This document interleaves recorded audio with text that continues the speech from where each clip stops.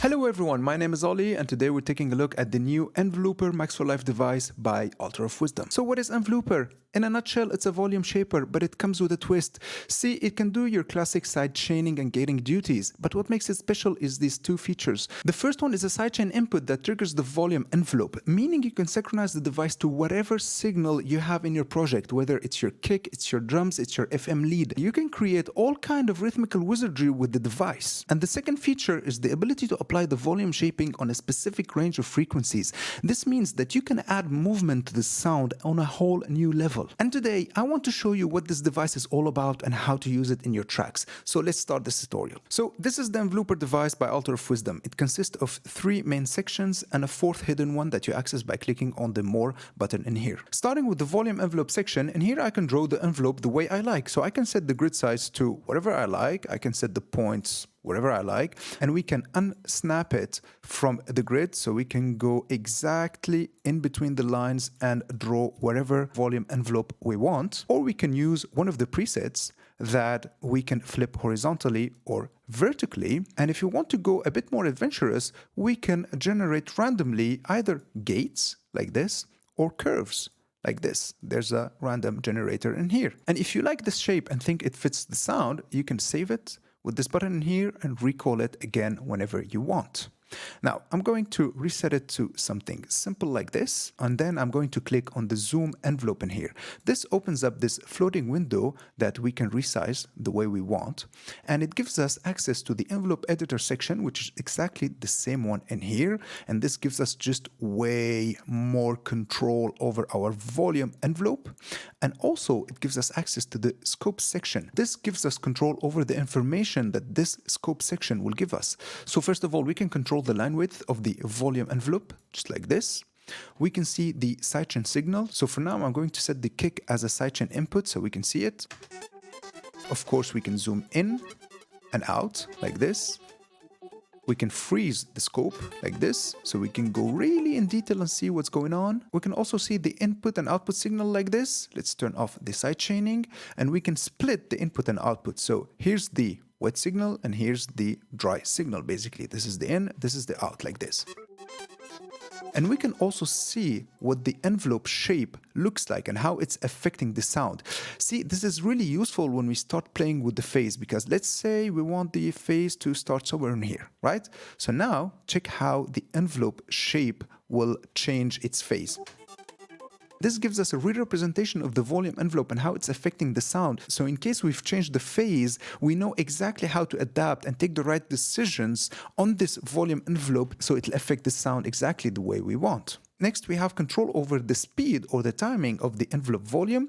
So we can go in divisions from 1/64 to 32 bars, or we can go in milliseconds, basically free running. And this goes from 10 milliseconds to 5 seconds. And of course, we can control the smoothness of the envelope. So let's say the envelope is clicking, we can declick it with this smooth knob in here. Next, we have the envelope tweaks section. This is where the magic happens. This is where we dial exactly the frequency range that we want Envelooper to work with. So what I'm going to do, I'll set Envelooper in a way that it'll create a gating effect, but only on the higher frequencies of the sound, just like this. The minimum frequency in here will be 1000 and the division will be 1/16. Hear this gating effect on the higher frequencies? So without it, we had this. Gating on the whole signal, but when I'll set it to 1K or 1000 Hertz, we'll get this. Hear the movement it added to the sound? And of course, we can use it the other way around, meaning I'll set it to modulate only the lower frequencies of the sound, something like this. Let's add some smoothness, just like this.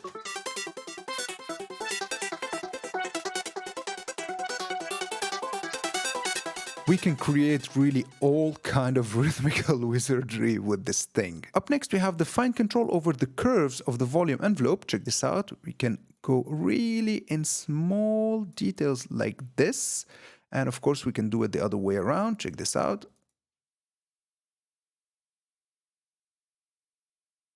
And here we have our target window. Basically, we can assign our volume envelope to affect whatever parameter outside of Envelooper. So let's say I want to affect the frequency of this equalizer. I'll just hit map like this and set it to affect the frequency of the equalizer.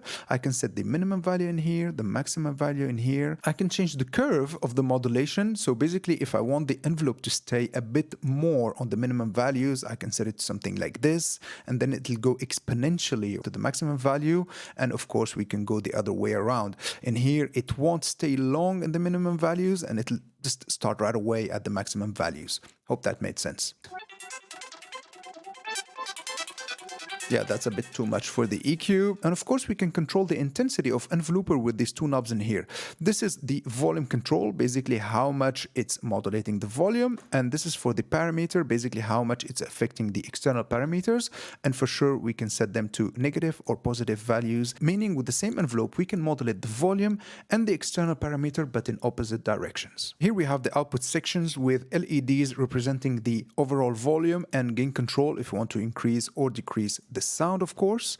And here we have the sidechain control section. Starting with the sidechain source, here we can choose whatever input we want, and just like everything in Ableton, we can choose it pre-effects, post-effects, or post-mixer. Here we have the threshold control of the sidechain input, so we can dial exactly at which level the sidechain input will trigger our volume envelope. And since there's an envelope follower in between the sidechain input and the volume envelope, we can control the attack and the release of this envelope follower. Of course, we can control what triggers this envelope follower. It could be nothing, or the input signal, or the sidechain signal. And we finish with the scope in here that shows us the volume envelope, the input signal, the output signal, and the sidechaining signal. And of course, we can mix them all together, and we can zoom in and out on the envelope, on the input signal, and on the sidechaining signal like this. That was a full overview of Envelooper. Now let's hear it in action and see how we can use it in a track. So the first example, I want to go with some sidechaining, but I don't want to go with a traditional kick to another element sidechaining. I want my FM loop to sidechain my melodic ARP. So I have this melodic ARP in here, sounds like this without anything. And I have this FM loop.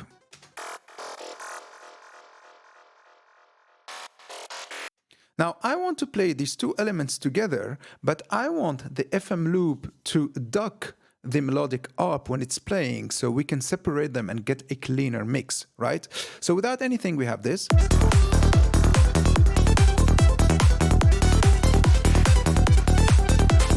So what we can do in Envelooper? Let's go to the sidechaining section and let's sidechain it to the FM loop, first of all. Now let's go to our floating window in here. And what I did, basically I took the sidechaining input and I drew the envelope volume according to the sidechain input, just like this.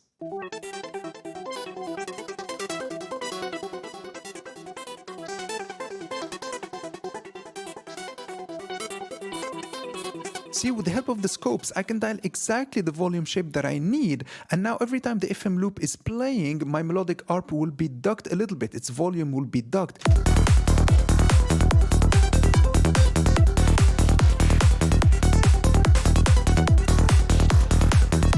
See how it ducks and gives us this kind of like rhythm where it leaves the FM loop to play and then it complements the conversation and it replies to the FM loop. For the next example, I have the same FM loop running, but I have this female choir behind it that fills up the space. It sounds like this without Envelooper.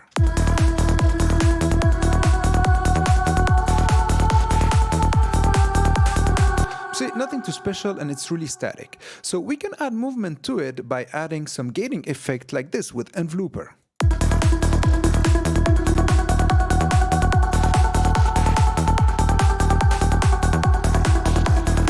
Now that's way better, but we can make it a bit more interesting by making the choir play only when there's a snare. So what we can do, I've set the drums in here to the sidechaining input. I've set the threshold to trigger exactly when there's a snare playing. So when I'll set the follower to sidechain, check what we'll have.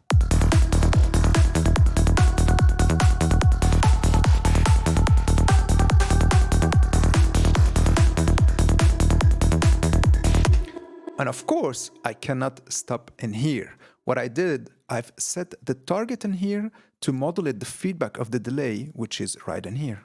So now we have some sort of a rhythmical delay that only has some feedback when the sound is playing, and this just adds way more movement to the sound.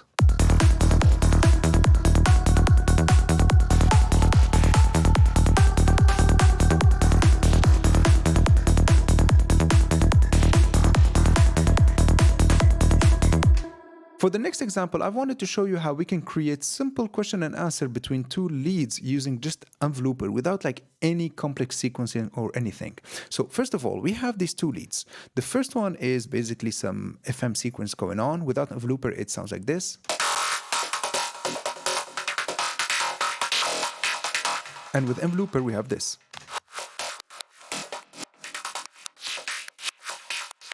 See, it's clicking a little bit, so I'll add some smoothness.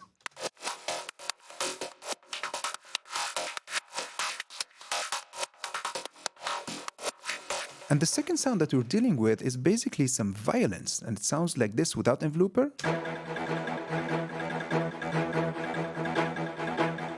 But what I did is I took exactly the same shape as with the main lead, but I've flipped it horizontally and vertically for sure. And now we have this.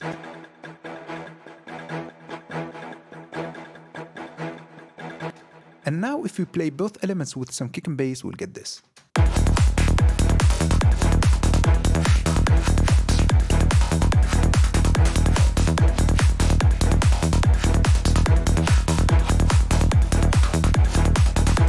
You know, maybe I can add the choir behind them like this.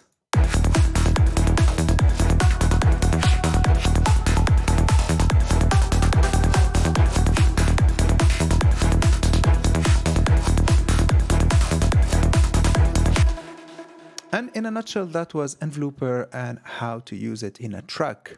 I really hope you've liked this tutorial. I really hope you've learned something new. See you next time.